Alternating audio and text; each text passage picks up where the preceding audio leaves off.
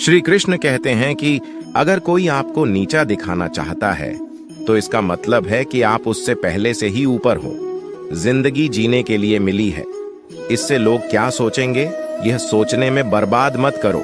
किसी के बुरे वक्त में उसका हाथ पकड़ो, सहारा दो, उसे हिम्मत दो, क्योंकि बुरा वक्त थोड़े समय में चला जाएगा लेकिन वह आपको दुआ जिंदगी भर देता रहेगा। मनुष्य सुबह से शाम तक काम करके उतना नहीं थकता जितना चिंता और क्रोध के एक क्षण में थक जाता है। संबंध परमात्मा से अच्छे बना लो तो तुम्हें किसी की जरूरत नहीं पड़ेगी, तुम खुद सबकी जरूरत बन जाओगे। सलाह देने तो हजारों आते हैं, लेकिन जब साथ देने की बारी आती है तो केवल भगवान आते हैं, जितने के बाद तो सारी दुनिया गले लगाती है, क्योंकि जो आज आपके साथ है वह कल आपके खिलाफ हो सकते हैं। बिना मतलब के कोई आपकी इज्जत नहीं करेगा, लेकिन खुद को इतना काबिल बनाओ कि लोग बिना मतलब के भी आपका इज्जत करें। भगवान कहते हैं, सोने से पहले तुम सबको माफ कर दिया करो और तुम्हारे जागने से पहले मैं तुम्हें माफ कर दूंगा। भगवान ऑक्सीजन की तरह है जिन्हें आप देख नहीं सकते, लेकिन उसके बिना आप रह भी नहीं सकते। कोई और तुम्हारी मदद नहीं कर सकता, अपनी मदद स्वयं करो। आप खुद के सबसे अच्छे मित्र हैं और सबसे बड़े दुश्मन भी। इंसान तब समझदार नहीं होता जब वह बड़ी बातें करने लगे, बल्कि इंसान समझदार तब होता है जब वह छोटी छोटी बातों को समझने लगे। आप किस समय सही थे इसे कोई याद नहीं रखता, लेकिन आप किस समय गलत थे यह सब याद रखते हैं। सब दुख दूर होने के बाद ही आपका मन प्रसन्न होगा, यह आपका भ्रम है। मन प्रसन्न रखो, सब दुख दूर हो जाएंगे, यह हकीकत है। किसी भी व्यक्ति की कोई भी बात बुरी लगे तो दो तरह से सोचो। यदि व्यक्ति महत्वपूर्ण है तो भूल जाओ, और बात महत्वपूर्ण है तो व्यक्ति को भूल जाओ।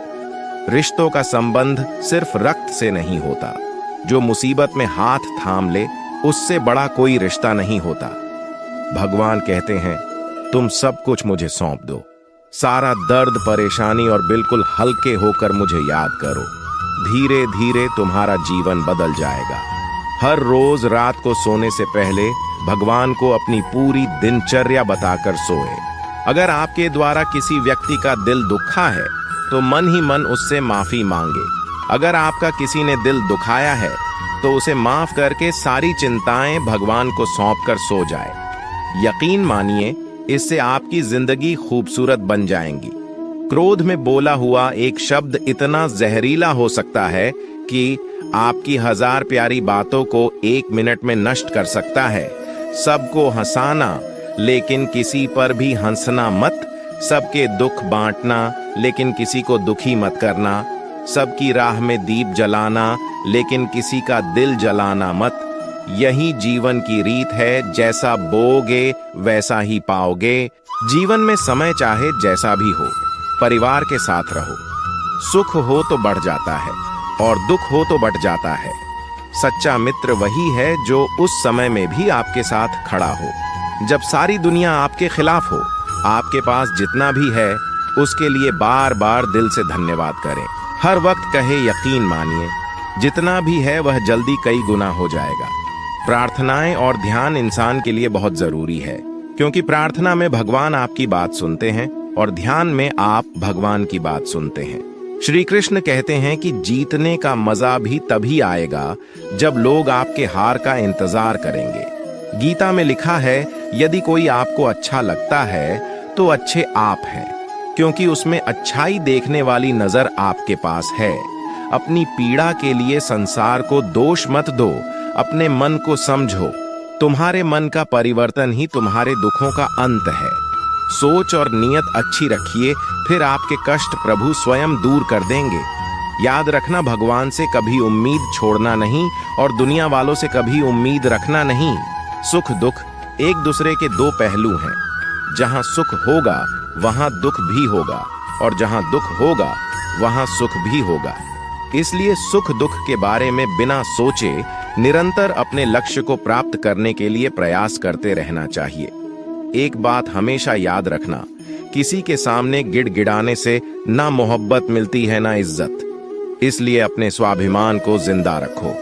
कोई अगर आपकी किस्मत में होगा तो आपके पास खुद ही चलकर आएगा। दूसरों को हराने का मौका मत दो, बस खुद को आगे ले जाने की जिद रखो। कभी हार ना मानने की आदत ही एक दिन जीतने की आदत बन जाती है। सिर्फ 2 चीज मनुष्य के भाग्य का निर्माण करती है। पहला, स्वभाव। अगर आपके स्वभाव में अच्छाई, विनम्रता और गुण है तो आपका भाग्य चमकेगा। अगर आपका स्वभाव विरोधी है, आलसी है, तो आपका भाग्य बिगड़ना अनिवार्य है।